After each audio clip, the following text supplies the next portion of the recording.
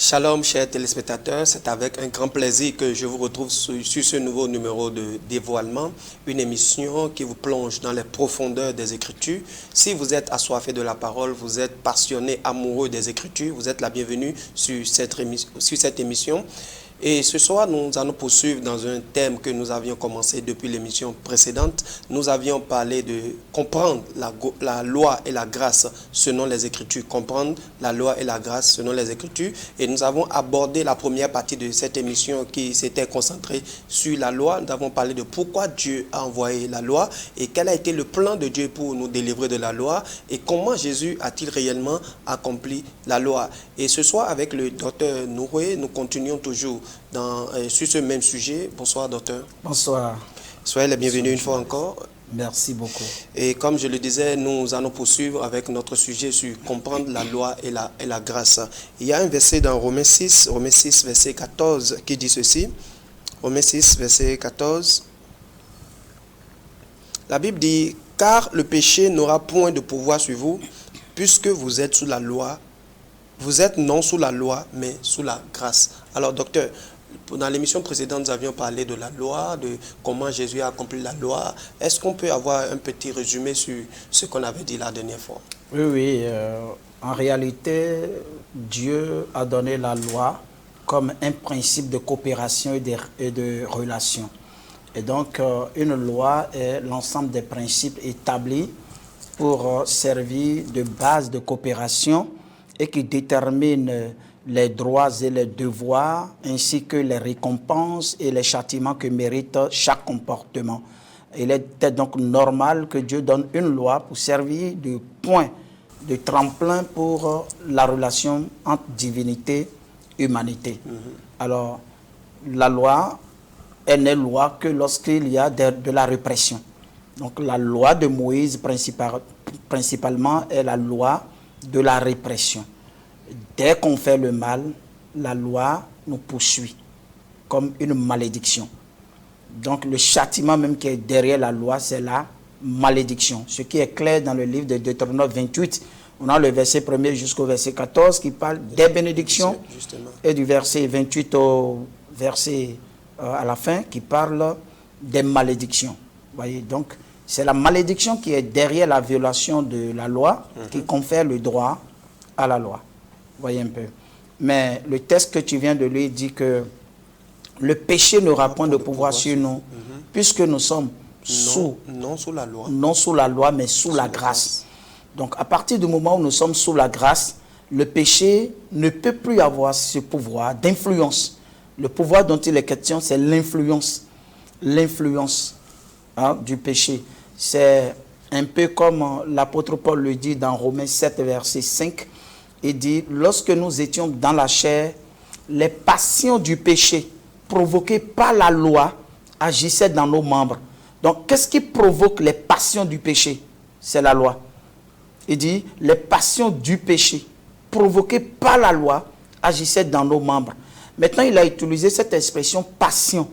En grec, c'est le mot paktena, qui veut dire l'influence des expériences vécues. Du moment où tu as une fois menti, tu mentiras toujours. Tu as une fois volé, tu voleras toujours. Tu as une fois forniqué, tu forniqueras toujours. Tu as une fois commis le meurtre, tu vas toujours tuer quelqu'un. Parce que le péché a un tel pouvoir qu'il exerce sur la conscience humaine afin de l'amener à l'habitude de ce qu'il a déjà une fois fait. Vous voyez un peu. Mais là maintenant, l'écrivain dit, le péché n'aura plus ce pouvoir. Donc le paténat du péché, l'influence du péché, la passion du péché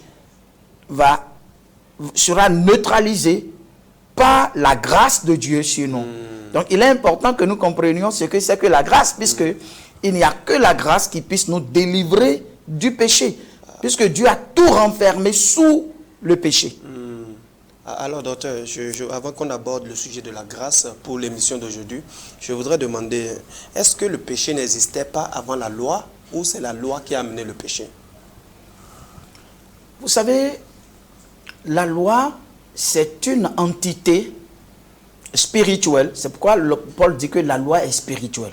La loi est une entité spirituelle qui crée crée une certaine curiosité dans la conscience humaine et qui l'amène à la découverte de ce qui se cache derrière l'interdiction.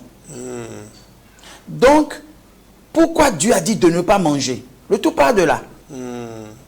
La loi est comme ça. C'est une entité qui influence la conscience humaine et l'amène à la découverte de ce qui est caché derrière la loi. Donc, quelle est la répression qui est cachée derrière la loi? Pourquoi on ne doit pas faire? Donc, on ne doit pas faire ça. La curiosité humaine l'amène à découvrir ce qui est caché derrière. Alors donc, même avant le péché, il y avait déjà la loi. Tu ne mangeras pas. Il faut savoir pourquoi on ne va pas manger. Et cette entité-là lutte contre l'esprit humain. Et même avec les petits-enfants, lorsque vous dites ne fais pas ceci, l'enfant a tendance à le faire. Pour voir pourquoi tu interdis ça. Très bien. Or, la grâce, ce n'est pas ça. C'est que tu te mets dans l'enfant, croyant fermement que l'enfant ne fera pas ça si même on ne lui interdit pas. Donc l'enfant ne vivra pas de lui-même, mais de toi qui l'as engendré. C'est ça la grâce en fait. Alors, si nous allons introduire rapidement avec la grâce, maintenant, qu'est-ce qu'on peut appeler là? C'est quoi la grâce en réalité? En réalité, la grâce, c'est un mot qui a deux sens. Il y a le sens premier. Dans l'Ancien Testament, l'hébreu emploie le mot chaîne pour parler de grâce, qui est une faveur. Maintenant, il y a dans le Nouveau Testament le mot charis, d'où vient l'expression charisme, charismatique, qui est une capacité. Donc, il y a la faveur et il y a la capacité. Dans l'Ancien Testament, Dieu a fait grâce au peuple, parce qu'il n'était pas le seul peuple qui existait sur la terre. Mais là, cette grâce-là, c'était juste une faveur. Maintenant, nous disons que Dieu nous a fait grâce au temps de l'Église. Mais cette grâce-là, c'est une capacité. C'est d'abord la différence. Je prends un exemple pour bien illustrer la chose. Vous avez deux enfants qui se retrouvent en terminale. Vous avez pris un maître d'études que vous avez payé cher à un, qui est en train de doper ses capacités pour qu'il aille à l'université. Au second, vous n'avez pas pris de maître d'études. Mais vous avez négocié avec l'examinateur pour que lui aussi, il aille à l'université. Et en fin de compte, les deux se sont retrouvés à l'université. Mais il y a un qui est parti à l'université à partir de ses capacités. Mais il y a un qui est parti pas par ses capacités. C'est une faveur qu'on lui a fait. C'est une faveur qu'on lui a fait. C'est vrai que pour l'autre aussi, c'est une faveur, hein, parce que tu as payé cher pour ses études. Justement. Tu lui as fait faveur de payer ses maîtres d'études. Mais le maître d'études a dopé ses capacités. Quant à l'autre, tu as compté sur tes relations pour le faire partie. En réalité, c'est ce qui s'est passé entre l'ancienne alliance et la nouvelle alliance. Dans l'ancienne alliance, Dieu faisait purement faveur. Il dit, bon, vous êtes mon peuple. Ils n'ont rien fait pour mériter cette place-là. Ils n'ont même pas la capacité, la potentialité de mériter ça. Donc, ils ne peuvent même pas être enfants de Dieu. Mais Dieu a fait faveur de par le sacrifice des boucs. Donc Dieu est passé par une relation d'animaux pour les appeler peuple de Dieu. Quant à l'Église, Dieu dit, je vous donne le Saint-Esprit si vous croyez en l'œuvre sacrificielle de Christ. Et là, je mets mon esprit en vous. La différence entre la grâce de l'Ancien Testament et la grâce du Nouveau Testament, c'est que dans l'Ancien Testament, les gens ne recevaient pas le baptême du Saint-Esprit. Sous la loi, on ne peut pas être baptisé du Saint-Esprit. L'Esprit de Dieu venait sur les gens, les animait à une œuvre donnée et repartait. Par contre, dans la grâce, l'Esprit de Dieu rentre en nous. C'est ça même la grâce de Dieu. Dieu nous a fait trop grâce. Il nous a donné de son Saint-Esprit. Au lieu que nous continuions dans l'Ancien Testament à faire, comme l'Ancien Testament a fait annuellement des sacrifices, Dieu dit non, c'est fini. Vous faites les sacrifices à cause du péché, n'est-ce pas? Maintenant, je mettrai mon esprit en vous. Je vous donnerai un cœur nouveau. Et vous allez pouvoir faire ma volonté. Voyez un peu. Donc, la grâce que nous avons en temps d'église, c'est-à-dire qu'au temps de l'église, est une capacité à marcher selon la volonté de Dieu. Ce qui n'était pas le cas dans l'Ancien Testament. C'est la différence. Maintenant, la grâce charisme, c'est-à-dire l'influence de l'Esprit de Dieu sur nous, et son reflet dans notre quotidien. C'est-à-dire son reflet dans notre comportement. Le Saint-Esprit nous influence depuis l'intérieur. Et visiblement, comme ça, nous avons certains comportements qui reflètent ce qui se passe à l'intérieur de nous. Et ça, c'est la grâce. Cependant, il est important de faire une nuance. Il y a 4 types de grâce. Ok. Oui, allons-y. Il y a la grâce salvatrice. C'est celle dont je parle. Dans Éphésiens 2, verset 8, il est dit, vous êtes sauvés par la grâce, par le moyen de la foi, et cela ne vient pas de vous, c'est le don de Dieu. Pour dire qu'on ne peut pas dissocier la foi qu'on a reçue là, de Dieu, là, de la grâce que Dieu nous a accordée. Vous êtes sauvés par la grâce, par le moyen de la foi, et cela ne vient pas de vous, c'est un don de Dieu. Vous allez constater que la foi qui nous permet de marcher avec Dieu, et le Saint-Esprit qui nous permet de vivre en conformité et observer les exigences de Dieu, vient du Saint-Esprit qui est en nous. Et ça, c'est une grâce qu'on appelle la grâce salvatrice. C'est de ça qu'on va parler maintenant. Cependant, il y a un deuxième type de grâce qu'on appelle la grâce talentueuse. Dans 1 Corinthiens 15, le verset 10, l'apôtre Paul dit, la grâce de Dieu sur moi n'a pas été vaine. Je suis devenu ce que je suis par la grâce de Dieu. Et il ajoute maintenant, j'ai travaillé plus que eux tous. Vous voyez un peu ça? On peut faire la lecture alors. 1 Corinthiens 15, verset 10. 15, verset 10. Un instant. 15, verset 10. La Bible dit ceci. Par la grâce de Dieu, je suis ce que je suis. Et sa grâce envers moi n'a pas été vaine. Loin de là, j'ai travaillé plus que tous.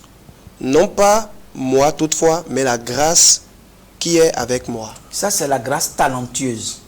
Vous pouvez avoir beaucoup de talent.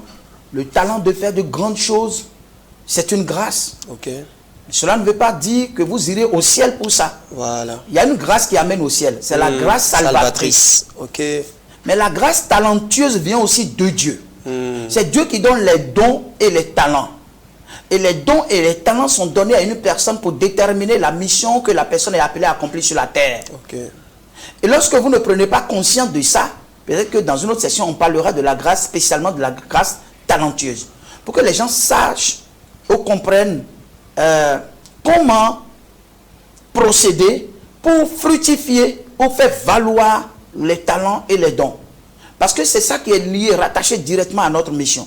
Et une mission, c'est une vision. Une vision, c'est une provision.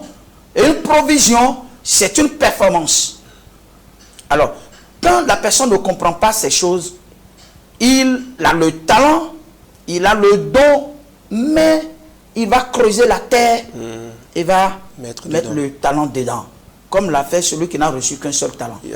Et il a reçu la grâce, mais il ne l'a pas fructifié. Justement. On appelle ça la grâce talentueuse. Il y a un troisième type de grâce qu'on appelle la grâce conventionnelle. La grâce conventionnelle, c'est la grâce qui est rattachée à l'observation des principes de la vie. Dieu vous accordera une faveur spéciale parce que vous avez compris certains secrets de la vie dans laquelle nous sommes. Par exemple, il y a une femme cananéenne qui était venue voir Jésus-Christ, ne méritant pas la grâce. Parce qu'elle n'était pas une juive. Et comme ça, quand elle est venue supplier Jésus de guérir son enfant, eh bien, Jésus lui a dit, on ne donne pas la nourriture des enfants aux chiens. Regardez jusqu'où Jésus est parti de qualifier une créature humaine de chien. Vous voyez un peu? Mais c'est allégorique. En réalité, ce n'était pas la dame qu'on qualifiait de chien. C'est la nature pécheresse de l'homme. C'est pour ça qu'il a dit, on dira dehors les chiens. Ceux qui peuvent manger n'importe quoi dans le sol. Ce sont eux qu'on qualifie d'emblème de chien. Alors, cette femme a dit à Jésus, mais l'enfant qui est là et qui est assis sous la table du maître, quand quelque chose tombe, le chien la peut manger, n'est-ce pas? Vous voyez un peu l'allégorie? Et quand elle a avancé ça, Jésus a dit, mais tiens, mais quelle grande foi, tu mérites alors la grâce.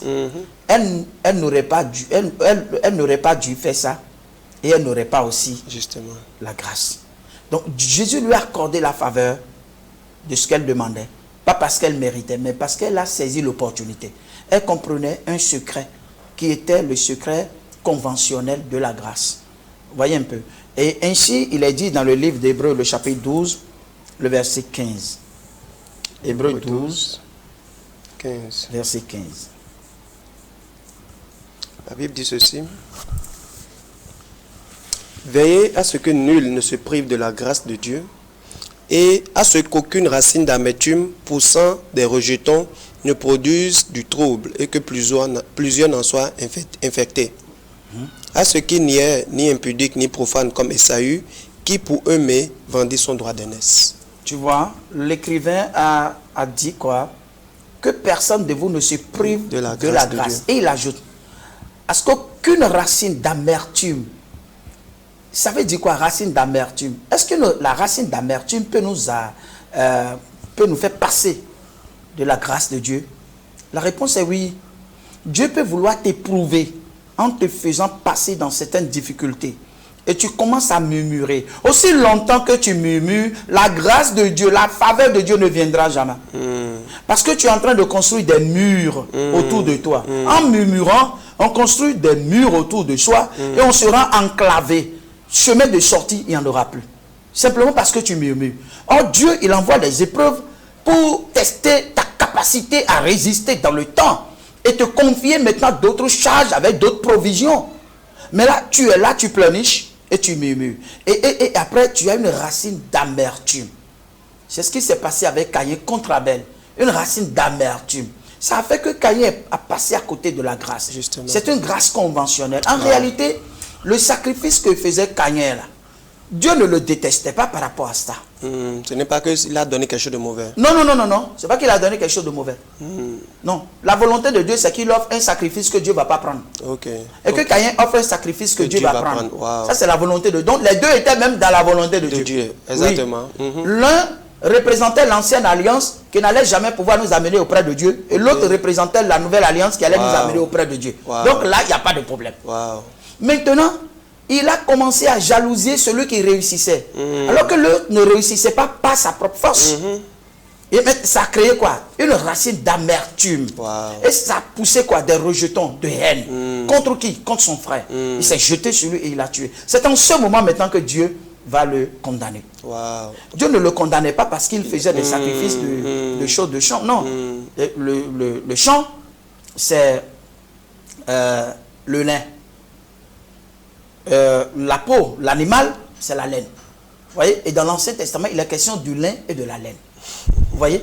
Donc, c'est la volonté de Dieu. Mais il ne faut pas porter envie et jalousie contre l'autre. Tu es en train de te priver de la grâce. C'est spirituel. Et beaucoup de chrétiens se sont privés de la grâce de Dieu, dans la prospérité, même dans la guérison, dans l'élévation, dans de grandes opportunités. Simplement parce que lorsqu'il s'agit des épreuves, ils sont là dans l'amertume. Dieu n'aime pas ça. On appelle ça la grâce conventionnelle. C'est-à-dire la grâce qui est liée à un état d'esprit, à un état d'âme, à un comportement. Et c'est très important. Il y a ce quatrième type de grâce que nous appelons la grâce gouvernementale. C'est-à-dire, c'est une grâce classique qui est liée au plan gouvernemental de Dieu pour tous les humains. En positionnant certaines personnes à des postes clés. Ça, c'est une grâce. Dieu dit, moi, j'ai suscité Cyrus, mon serviteur et mon oint. Cyrus, c'est un païen. Il ne connaît pas Dieu. Il n'est pas israélite, il n'est pas juif. Cependant, Dieu l'a établi, Dieu l'a oint pour une mission donnée. Pour dire que dans le monde, Dieu peut choisir quelqu'un, pas parce que la personne est meilleure que tout le monde, mais il va le rendre vachement riche. Mais le plan derrière, c'est que cette richesse-là va servir à quelque chose dans 5 ans, dans 10 ans, dans 20 ans. Donc, parce que les pensées de Dieu sont éternelles. Dieu sait que dans 20 ans, quelqu'un sera né et qui va bénéficier de quelque chose. Donc, il commence déjà à le préparer dès maintenant. Alors, quand la personne voit cette grâce providentielle, Il se dit, ah mais ma force a fait ceci, ma force a fait cela, alors que ce n'est pas sa force. Le roi babylonien s'est privé de cette grâce-là. En réalité, Dieu a donné à Nebuchadnezzar la royauté, le règne et la splendeur. Il gouvernait. La Bible dit dans Daniel que quand il dit tel doit mourir, il le fait mourir. Quand il dit tel va vivre, il le fait vivre. Il a tout, Dieu lui a tout donné. C'est une grâce. Mais un jour, Nebuchadnezzar est resté devant son palais et a dit, voilà le royaume de Nebuchadnezzar que sa main a construit.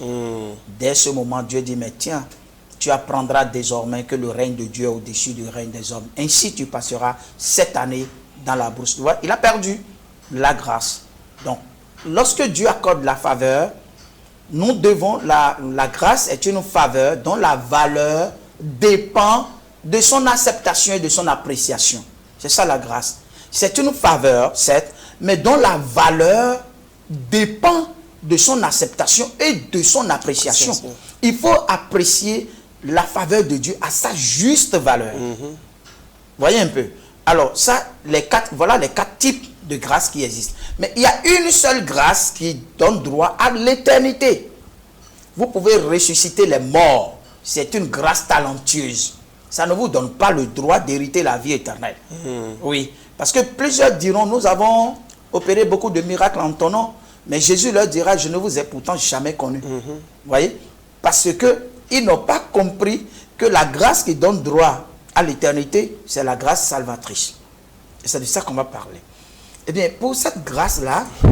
Alors, pasteur, avant qu'on aborde la grâce est salvatrice, est-ce que quelqu'un peut avoir, c'est-à-dire quelqu'un qui n'est pas régénéré, quelqu'un qui n'a pas cru en l'évangile, peut avoir les autres types de grâces à part la grâce salvatrice? C'est-à-dire, quelqu'un qui n'est pas régénéré, elle a une grâce, Dieu lui donne une grâce talentueuse, une grâce conventionnelle. C'est quelqu'un qui a compris les principes et qui a observé les principes, mais qui ne va pas à l'église, qui n'est pas régénéré. Est-ce que c'est possible? Oui, c'est possible. C'est possible parce que c'est la souveraineté de Dieu sur la terre. Amen. Un païen vétéran, il ne connaît pas Dieu, il est méchant. Dieu peut le lever jusqu'à devenir président de la République. Oui, parce que le plan qui est derrière, en fait, il y a un plan providentiel derrière chaque grâce. Vous voyez? Et donc, il ne faut pas rester ici, parce que c'est son pouvoir, c'est sa capacité. Non, il n'est pas capable. Il n'est pas plus capable que d'autres personnes. Mais Dieu peut permettre ça. Alors donc, Dieu, il est souverain. Mais parmi toutes les grâces, il faut signaler qu'il y a une seule qui donne droit à l'éternité. Ce qui est cher pour nous, c'est l'éternité. Tu es milliardaire sur la terre, puis tu es mort. Tu es allé à l'enfer. Ça ne te sert à rien. Voyez un peu. Donc, ce qui est éternel, c'est ce que nous devons rechercher. Le royaume de Dieu et sa justice. Et ça, c'est aussi une grâce. Amen. Voyez un peu. Mais Dieu peut donner grâce à quelqu'un, et puis la personne perd cette grâce-là. Il sera déchu de cette grâce-là. Il a dit que certaines personnes sont déchues de la grâce. Et Christ ne leur sert plus à rien. Amen. Ça veut dire qu'au départ, ils étaient dans la grâce salvatrice. Mais ils ont été déchus de cette grâce-là. Et ils ont continué à faire les miracles seulement. Ils font des miracles seulement dans leur péché, dans leur escroquerie, dans leur cupidité, dans leur idolâtrie. Ils font n'importe quoi. L'amour de l'argent les domine. Mais ils sont déjà déchus de la grâce salvatrice. Ils peuvent conserver le don qui leur a été donné. Parce que Dieu dans tous les cas, Dieu ne se répand pas de ses dons. Donc, quand il t'a donné le don même de ressusciter un mort, tu garderas ça quand bien même tu as déjà quitté le royaume de Dieu. Alors, ce que vous dites me pousse à vous poser une question. Nous allons aborder la grâce salvatrice. Vous êtes en train de dire que quelqu'un peut quitter la grâce salvatrice. Ça veut dire qu'on peut perdre le salut. C'est ce que vous êtes en train de dire? Oui, et de par le monde entier, il faut comprendre qu'il y a 4 grandes écoles de théologie. Il y a les prétéristes qui ont une grande école de théologie. Il y a les futuristes qui ont une grande école de théologie. Il y a les historiques qui ont une grande école de théologie. Et il y a maintenant les spiritualistes qui ont une grande école de théologie. Une école de théologie, c'est une école de courant de pensée et qui est véhiculée sur la planète. Vous voyez un peu. Alors d'autres peuvent dire on ne peut pas perdre le salut. Vous voyez? Et parce qu'on ne peut pas perdre le salut, parce qu'on n'a rien fait pour mériter, pour avoir le salut, Donc, il n'y a rien à faire pour perdre encore ce qu'on a reçu gratuitement. Vous voyez un peu. Et celui qui t'a donné ça, il te donne gratuitement et gracieusement. Donc, tu ne feras rien pour perdre ça. Vous voyez un peu. Ceux qui pensent comme ça n'ont pas compris ce qu'on appelle le salut en réalité. Le salut, là, Dieu n'est pas en train de distribuer ça dans la rue. Ah bon? Non. Dieu ne voit pas quelqu'un. Et puis toi, viens, je te donne le salut. Toi, ta tête me plaît, je te donne le salut. Toi, ta tête ne me plaît pas, je ne te donne pas le salut. Il ne fait pas acception de personne.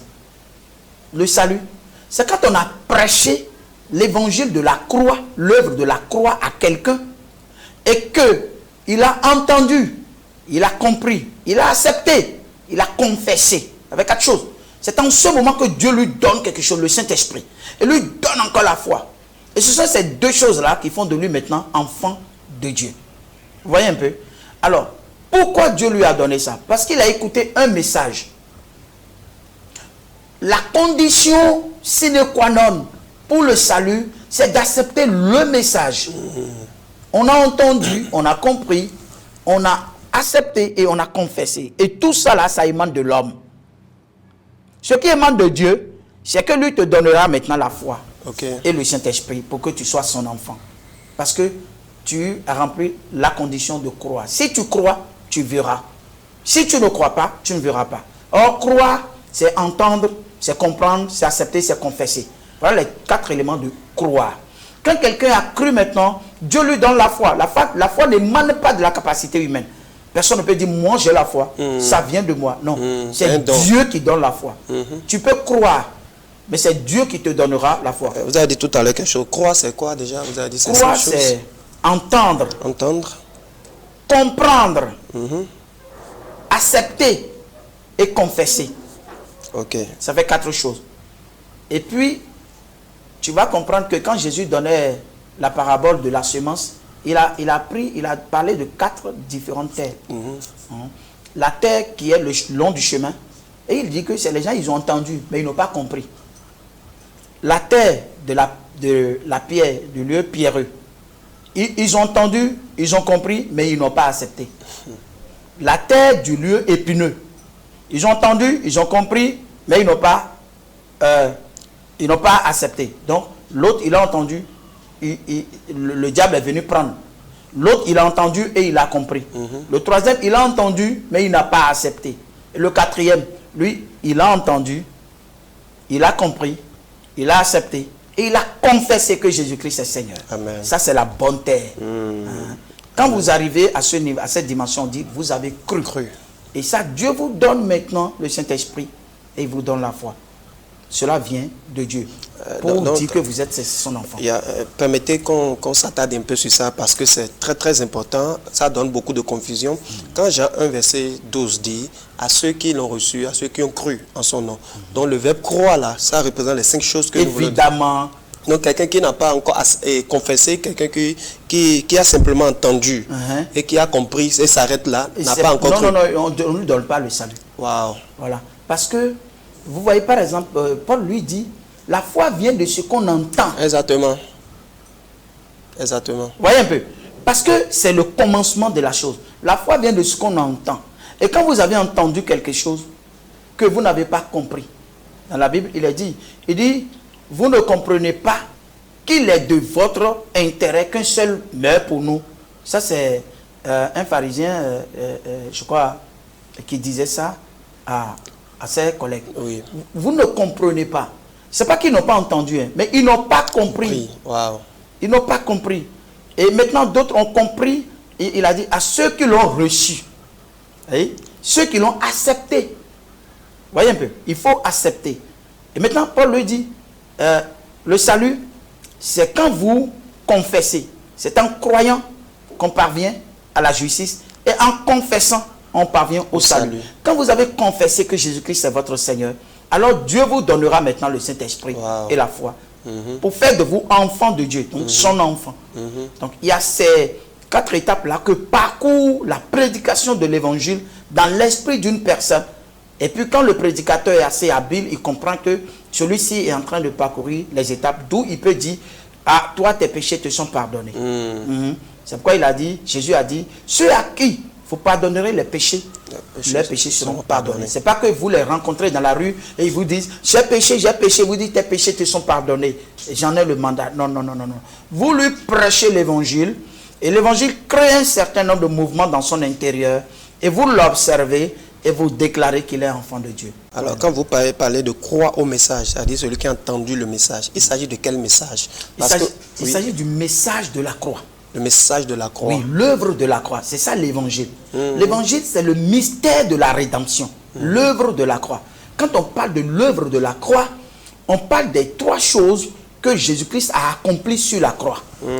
Voyez un peu. Donc, quand on dit évangile, c'est la victoire que le Christ a acquise à la croix sur nos 3 ennemis.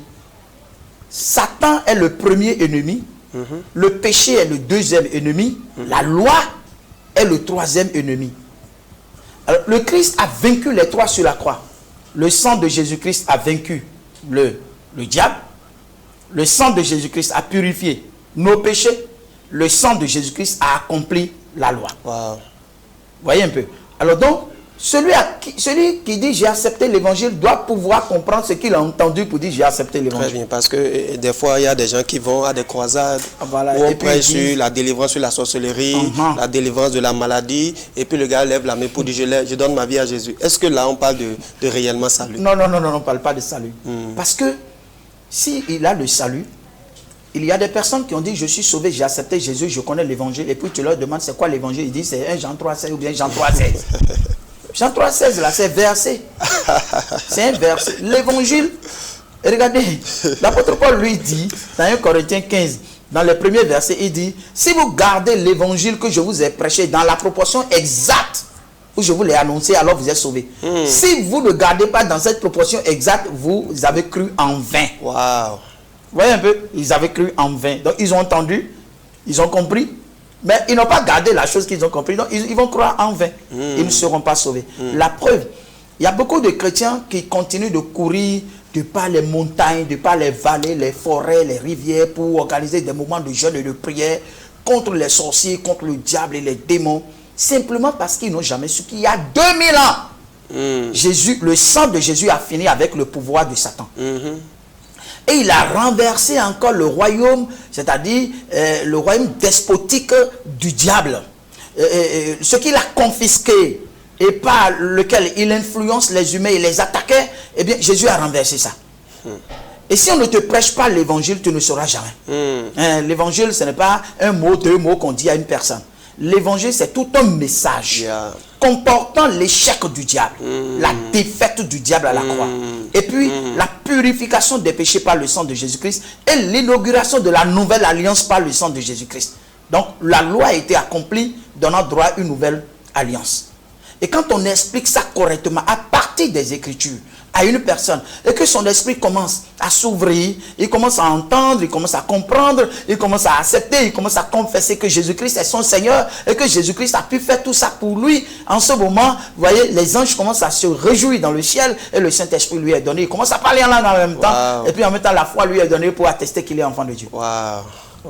Wow. Donc ça veut dire que beaucoup de personnes pensent qu'ils sont sauvés, mais en réalité, ils ne sont pas sauvés. Wow. Oui. Wow. Nous, on en rencontre plusieurs. Moi, personnellement, j'ai rencontré plusieurs, même qui sont déjà prédicateurs, qui sont déjà diacres, anciens, mais qui n'ont pas compris l'évangile. Ils sont rentrés dans le royaume de Dieu par la mauvaise porte. Par la mauvaise porte. Dans le mouvement chrétien, il y a 2 portes. Il y a 2 chemins. Il y a le chemin charnel et le chemin spirituel pour rentrer dans le mouvement. Si vous entrez dans le mouvement chrétien par le chemin charnel, Jésus viendra vous demander comment es-tu entré ici sans porter l'habit de noces.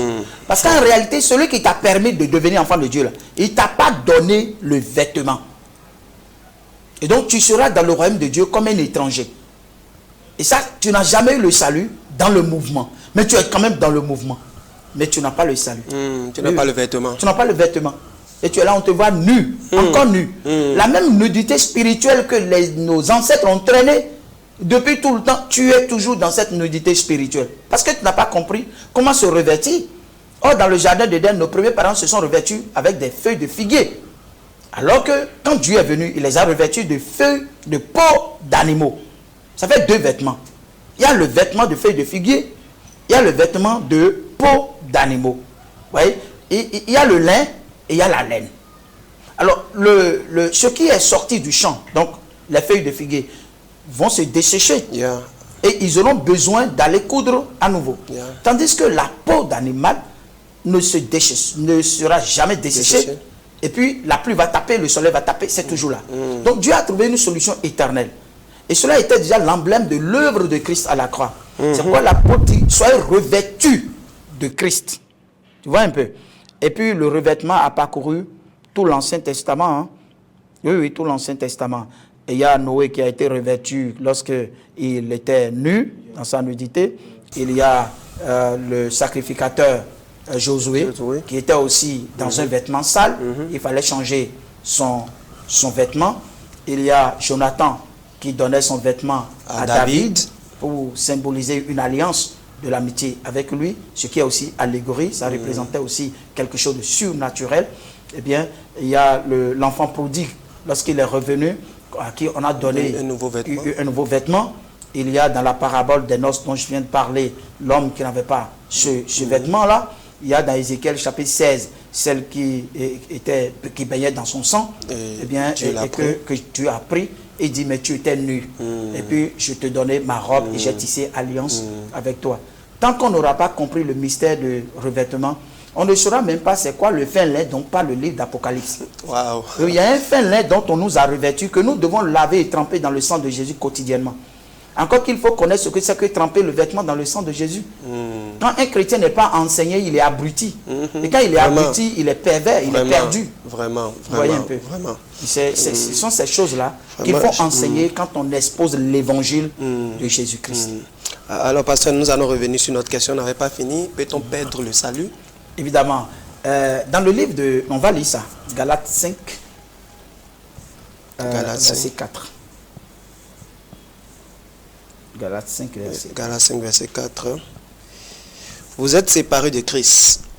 Vous tous qui cherchez la justification dans la loi, vous êtes déchus de la grâce. Vous voyez? Vous tous qui cherchez la justification dans la loi, vous êtes déchus de la grâce. De la grâce. C'est les Galates. Ils ont reçu la grâce de Dieu, la grâce salvatrice. C'est des enfants de Dieu. La preuve, c'est qu'il leur dit, est-ce que ce n'est pas les œuvres de la loi que vous avez reçu le Saint-Esprit? Vous êtes maintenant tellement insensés pour terminer par la chair quelque chose que vous avez commencé par l'esprit. Vous voyez, la seule chose qui peut vous faire perdre la grâce de Dieu, c'est que vous retournez dans les principes élémentaires de la loi. Okay. C'est ça. Alors donc, ces chrétiens-là, qui avaient reçu la grâce de Dieu et qui vivaient en harmonie avec Dieu par le Saint-Esprit, ils ont reçu la visite de certains qui ont quitté, on dit les frères venus de la Judée, enseignent aux chrétiens que si vous avez cru et que vous n'observez pas les lois de Moïse, les rituels de Moïse, vous ne pouvez être sauvés. Ça, c'est dans Actes chapitre 15, verset 1er. Actes 15, verset 1er. Oui. La Bible dit ceci, quelques hommes venus de la Judée enseignaient les frères en disant, si vous n'êtes circoncis selon le rite de Moïse, vous ne pouvez être sauvés. Vous voyez? Pourquoi, avec la grâce, il faut encore retourner au faible rudiment de Moïse? Donc, c'est des gens qui ne sont pas éclairés. Mais s'ils réussissent à convaincre quelqu'un, ils vont infecter la personne. Et la personne sera déchue de la grâce.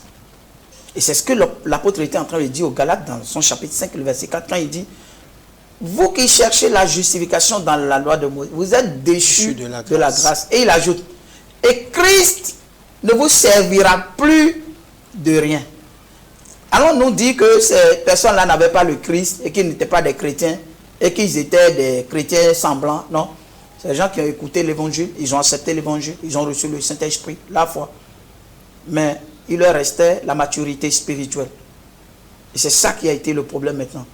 Parce que la foi, là, il y a la foi qui sauve, la foi de la régénération. Il y a la foi qui affermit, la foi du renouvellement de l'intelligence. Il y a la foi qui fixe, la foi de la révélation de la parole de Dieu. Et il y a la foi énergie qui fait le miracle. C'est la foi du revêtement de la puissance de Dieu. Alors ici, maintenant, ils ne sont même pas encore affermis. Ils ont besoin de l'enseignement sur la doctrine des apôtres pour être affermis. Mais ils ne sont pas encore affermis quand les frères de la Judée sont venus les embrouiller, en leur enseignant le retour à la loi de Moïse. Et comme ça, ils ont perdu. Maintenant, ce que l'apôtre met dans « vous êtes déchus de la grâce », c'est quand même un vocabulaire français. Vous êtes déchus de la grâce. Et Christ ne vous servira plus de rien. Admettons que Dieu regarde une personne pour lui dire « tu es déchu de la grâce ». Et Christ ne te servira plus de rien. Et on dit qu'il continue d'avoir le salut pour hériter la vie éternelle. Est-ce que c'est possible? Ce n'est pas possible. Il est déchu de la grâce salvatrice. Parce que le moyen par lequel il a obtenu le salut, c'est le moyen du message. Il a renoncé au message maintenant pour embrasser un autre message. Maintenant, quand on dit qu'on ne peut pas perdre la grâce, quelqu'un il est chrétien. Ça veut dire que c'est fini. Oui, d'après ce que nous connaissons, c'est que quand tu donnes ta vie à Jésus, c'est pour toujours, c'est pour l'éternité. Et la Bible a dit, je crois que c'est l'apôtre Paul dit, lorsque tu crois, tu es marqué d'un sceau. Et c'est le sceau du Saint-Esprit. Oui. Maintenant, est-ce qu'un jour viendra où tu vas perdre encore ce sceau? C'est parce qu'on parle de sceau, on parle de marque.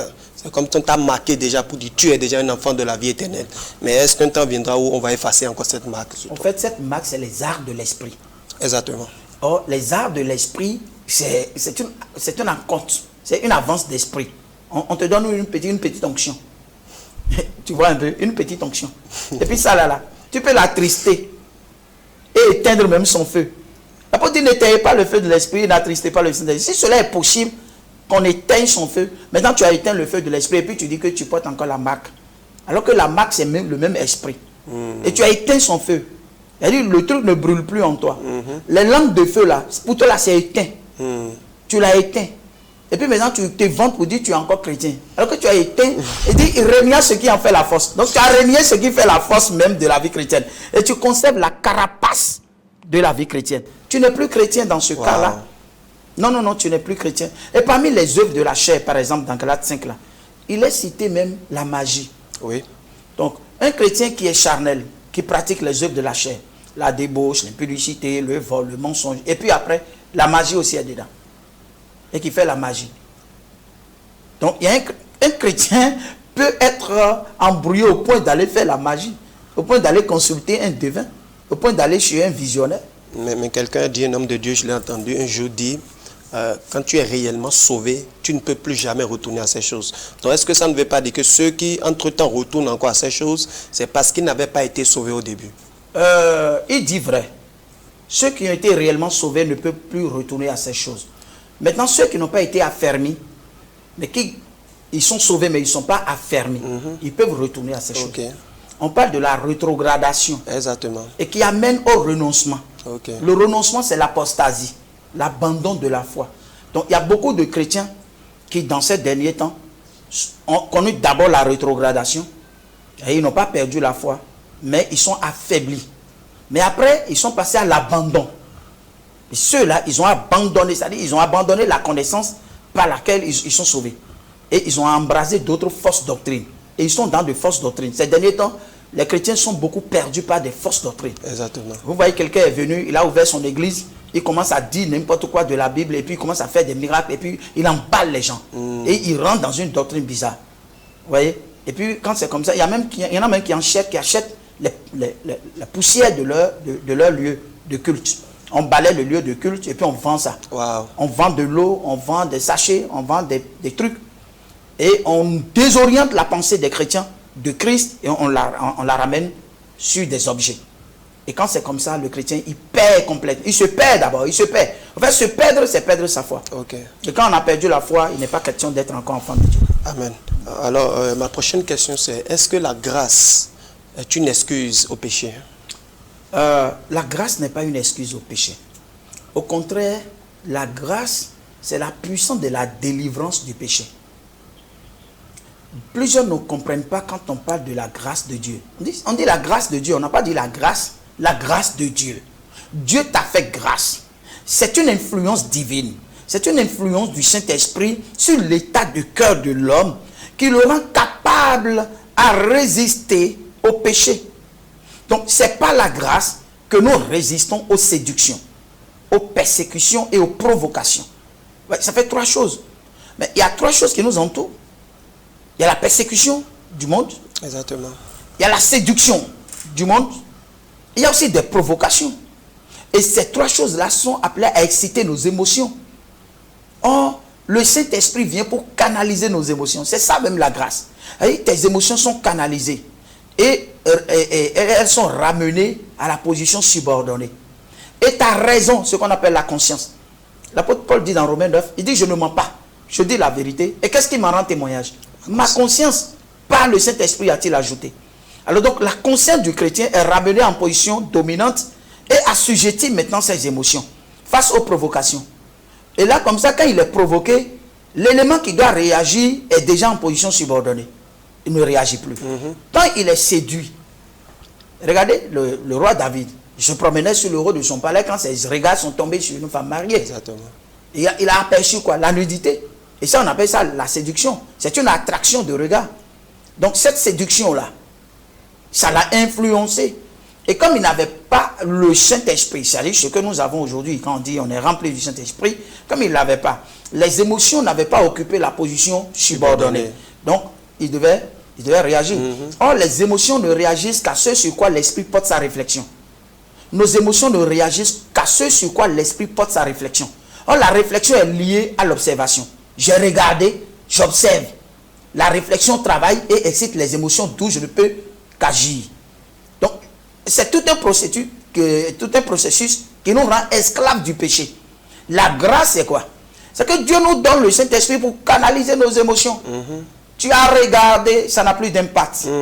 C'est pour ça que Romains 6, verset 14 dit, le péché n'aura plus d'impact, d'influence ou de pouvoir sur vous, parce que vous êtes non sous la loi, mais sous la grâce. Pour dire que ceux qui sont sous la loi n'ont pas ce dont je parle. Ils n'ont pas cette influence divine sur l'état de leur cœur, sur leur système intellectuel, sur le mental, leur capacité à penser, à réfléchir, à raisonner, à imaginer. Le Saint-Esprit ne travaille pas là. Du coup, ils ne peuvent pas résister. Parce que l'émotion est une force bouillante. Quand ça te prend, tu peux casser bouteille. Tu peux tuer quelqu'un à coups de machette. Quand l'émotion te prend, tu peux faire n'importe quoi. Maintenant, le Saint-Esprit l'assujettit. Oh Dieu, tu nous as fait vraiment grâce. Et si quelqu'un est dans cette grâce-là, cela ne veut pas dire que... La grâce ne veut pas dire Dieu ferme les yeux, Dieu devient aveugle sur les péchés. Non. La grâce veut dire Dieu te donne la capacité de résister à toutes les tentations. C'est-à-dire les séductions, les provocations et les persécutions. C'est ça la grâce de Dieu. Et quand tu as la grâce de Dieu, ce n'est plus toi, mais c'est la grâce qui est en toi. Si je vis, ce n'est plus moi qui vis, c'est le Christ qui vit en moi. C'est ça la grâce de Dieu. Et si tu n'as pas compris la grâce, elle ne peut pas se manifester. C'est ça encore le problème. Alors, donc, ceux qui pensent que la grâce, c'est quand, même quand tu vas faire quelque chose, Dieu ne te fâche pas contre toi, même quand tu commets une abomination, même quand tu tombes dans ce qui ne plaît pas à Dieu, par exemple, Dieu ne va pas se fâcher, Dieu ne va pas te punir parce que tu es sous la grâce. Est-ce que vous pensez que c'est une bonne interprétation de la grâce? C'est une très mauvaise interprétation de la grâce. La grâce, source de salut, nous enseigne à renoncer. Voyez un peu, la grâce, source de salut, nous enseigne à quoi? À renoncer. Voyez, non? Donc, il y a le dépouillement de soi. Très bien. Le détachement et le renoncement. Ça fait 3 choses. Il y a d'abord le dépouillement du vieil homme. On est dépouillé du vieil homme. Et maintenant, on est détaché du monde. Vous voyez maintenant? Et puis, on renonce aux propositions sataniques. On renonce à ça. On renonce aux œuvres mauvaises. On dit non, on n'est plus dedans. Mais on a reçu la force là où? De la grâce. Donc la grâce ne peut plus être excuse pour le péché. Exactement. Puisque la grâce est déjà une puissance, une influence de l'Esprit de Dieu en nous qui nous permet de résister aux séductions, aux provocations et aux persécutions. Bon, c'est fini. On est libre. Alors, quel sera le sort d'un chrétien de la Nouvelle Alliance qui tombe encore dans une tentation, par exemple? Quel serait son sort? Un chrétien de la Nouvelle Alliance qui tombe dans un péché, dans une tentation, il n'est pas encore affermi. Dieu comprend que quand vous n'êtes pas encore affermi, vous êtes dans le processus de la croissance spirituelle. Donc, on n'est pas là à le condamner. La Bible dit, vous qui êtes spirituels, redressez les faibles avec amour et douceur. Donc, nous, on va le redresser avec douceur et amour. Parce que rien ne dit qu'il va rester chuté tout le temps. Voyez? Donc, tel que Dieu le regarde, tel nous devons le regarder. Et avec les enseignements, il va faire son petit chemin de bonhomme et grandir jusqu'à atteindre la maturité, ce qu'on appelle le renouvellement de l'intelligence. Ce qui va lui permettre maintenant de dominer ce qui le dominait auparavant. Vous voyez un peu? Parce que ramener les émotions en position subordonnée, c'est tout un processus. C'est une action spirituelle de l'Esprit de Dieu qui ramène cette force émotionnelle en position subordonnée et ramène maintenant la force rationnelle, ce que nous appelons la conscience, en position dominante. Parce que nous avions perdu la conscience. Exactement. Et quand le Saint-Esprit vient et la foi, la conscience passe de la mort à la vie. C'est ça la résurrection, la première résurrection. La résurrection de la conscience. Et quand la conscience est revenue à la vie maintenant, par le Saint-Esprit, elle commence à apprendre les choses de Dieu. D'où les enseignements des apôtres. Les apôtres, en leur temps, les chrétiens persévéraient dans l'enseignement des apôtres. Pourquoi? C'est pour t'affermir. C'est pour t'affermir. Alors, il faut combien de temps minimum pour un chrétien pour être affermi normalement? Bon, c'est vrai que ça, c'est une question qu'il faut se poser. Mais je vais répondre au temps précis, mais je vais argumenter. Parce que ce n'est pas bien de dire un tel temps précis. Mais Jésus, lui, il a dit, ça fait 3 ans que je suis venu chercher du fruit à cet arbre-là et je n'en trouve pas. Coupons-le, puisqu'il occupe la place inutilement. Bon, il n'est pas utile, donc on l'abandonne. Mais il y a l'action de l'avocat, Jésus, vous voyez, l'action de l'avocat qui dit non, mettons du fumier. C'est-à-dire, faisons-le passer encore des épreuves et d'autres difficultés qu'il va considérer comme des châtiments pour une prise de conscience. Et la 4e année, s'il ne donne pas du fruit, on pourra le couper. Mais grâce aidant, à la 4e année, il portera du fruit. Donc, quand une personne fait corps avec Jésus à l'époque des apôtres, et qu'il a fait, même l'apôtre Paul même a dit quelque part, il dit, ça fait 3 ans, je vous ai enseigné nuit et jour. Vous voyez, il a fait allusion à cette parabole de Jésus-Christ pour dire que lorsque vous êtes enseigné véritablement, et que vous êtes dans une communauté pure, où l'enseignement passe, où les ministères sont au complet, eh bien, vous grandissez correctement, normalement, et vous atteignez la maturité. Au bout de 3 ans, 4 ans, vous portez le fruit de l'esprit. Et quand vous commencez à porter le fruit de l'esprit, eh bien, vous êtes un instrument désormais pour Dieu. Alors, nous avons été surpris par le temps, mais est-ce que, en rapidement, 1 minute, quelles sont les exigences de la loi et de la grâce plutôt? Oui, les exigences de la grâce. Nous allons lire le livre de 2 Pierre, chapitre 1, rapidement. 2 Pierre.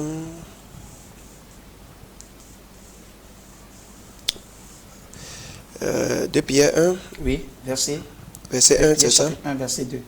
Verset 2, ok. Que la grâce et la paix vous soient multipliées par la connaissance de Dieu et de Jésus notre Seigneur. Oui. Que la paix et quoi? Et la grâce vous soient multipliées. À travers quoi? La connaissance de Jésus notre Seigneur. C'est l'exigence de la grâce. La connaissance. Parce que, admettons que l'apôtre ait dit ça et que les gens ne percevaient pas, n'acquièrent pas la connaissance sur Dieu. Comment la grâce pourra-t-elle se multiplier alors qu'il a dit que la paix et la grâce se multiplient par la connaissance de Dieu et de Jésus-Christ? Maintenant, nous, on est là, on est dans la prière seulement, on n'est pas enseigné. On n'est pas enseigné, donc on ne peut pas multiplier la grâce de Dieu sur notre vie. Parce que la première exigence de la grâce, c'est d'abord la connaissance. C'est très important. La deuxième exigence de la grâce, c'est l'abandon des œuvres de la loi. Or, cela se trouve dans la compréhension des exigences, de la première exigence de la grâce. Lorsque vous pratiquez les œuvres de la loi, vous êtes encore à l'état élémentaire des choses. Et donc, vous n'allez pas absolument grandir. Eh bien, la grâce exige un culte spirituel.